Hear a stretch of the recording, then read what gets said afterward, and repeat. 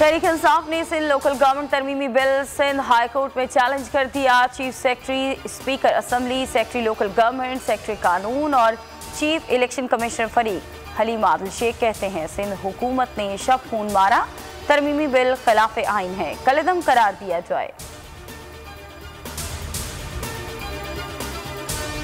Election commission के खिलाफ नाजेबा remarks, आजम स्वाति ने माफ़ी मांग ली, माफ़ीनामा इलेक्शन कमीशन में जमा करा दिया। कहा कि उनके अल्फाज से किसी की दिल आज़ारी हुई हो तो माफ़ी मांगता हूँ, इलेक्शन कमीशन को मजबूत देखना चाहते हैं।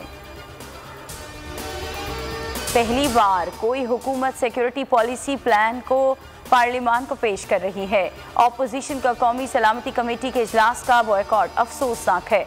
फवाद चौधरी कहते हैं कि ये सियासी नहीं, कौमी सलामती का मामला है। ऑपोजिशन फैसले पर नजरसानी करे, इजलास में शिरकत करे। बढ़ता तिजारती खसारा हुकूमत के लिए बड़ा चैलेंज, खसारा 20 अरब 59 करोड़ डॉलर तक पहुंच गया। इदारा शुमारियात के मुताबिक गुज़श्ता बरस के पहले 5 माह में तिजारती खसारा 111.74% रहा।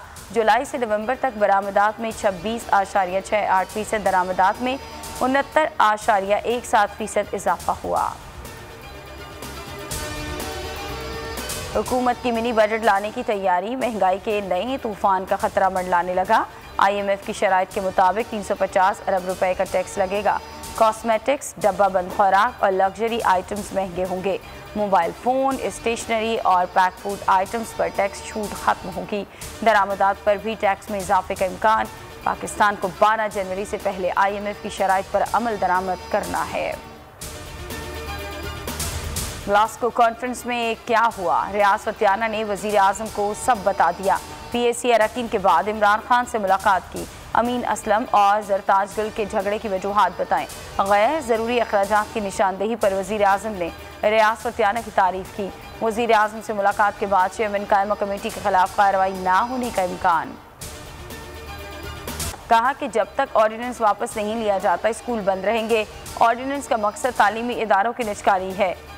क्लास 166 वापस लेने का मुतालबा। मुल्क में कोरोना से मजीद 8 अफराद दम तोड़ गए। अमवात 28,753 हो गई। 391 नए केसेस रिपोर्ट, शरह 0.84 रही।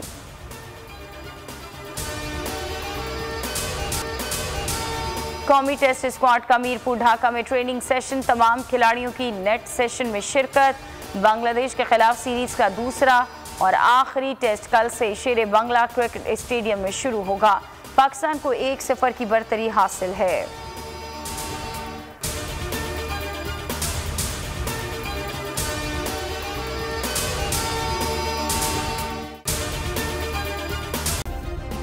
सब्सक्राइब करें और बेल दबाएं ताकि कोई खबर रह न जाए।